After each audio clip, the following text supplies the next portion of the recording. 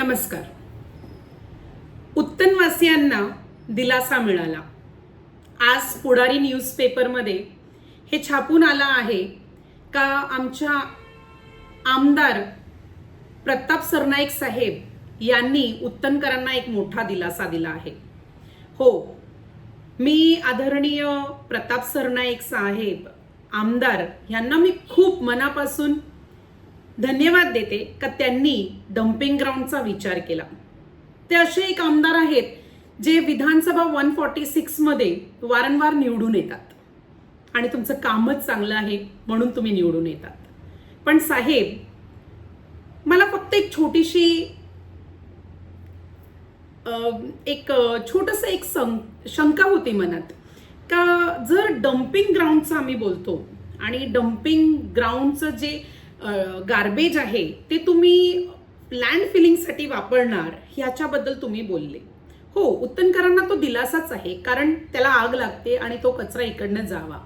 पण उत्तनकरांना जो कचरा येतो त्याचं काय? 600 टन कचरा मीरा भाईंदरचा एकत्र होऊन जेव्हा उत्तनमध्ये येतो त्याचं काय? आणि जो कचरा 12 वर्षापासून पडलेला आहे तो कचरा पावसाळ्यात, उन्हाळ्यात सगळं त्याचं लिचेट, सगळा त्याचा घाण, दुर्गंध, त्याचा सगळंच परिणाम, दृष्ट परिणाम, मच्छर, माशा, हे सगळं उत्तनकरांनी सहन केलं.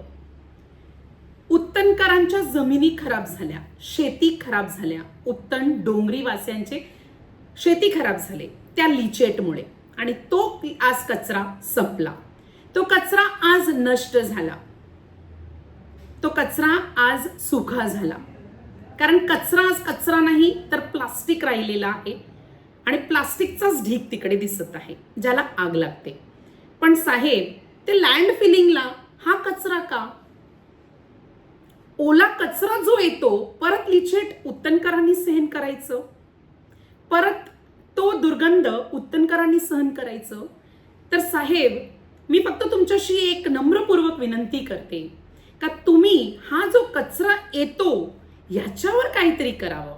कारण परत नवीन कचरा येणार, हा जुना कचरा जाणार, मग काय फरक पडणार आहे?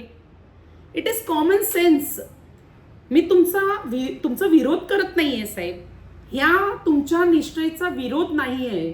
पण हे मला असं वाटतं का this is my common sense that एक डंपर जातो आणि 4 डंपर येतात तर काही फरक पडणार नाही. उलट तो जो सुकलेला कचरा आहे त्याच्यात काही तेवढं प्रॉब्लेम नाही, पण जो ओला येतो त्याच्यात लोकांना जास्त प्रॉब्लेम आहे. कारण तो परत आता इकडे ढीग बनला जाईल, त्यालाच परत तो सुकल्यानंतर त्याला आग लागली जाईल.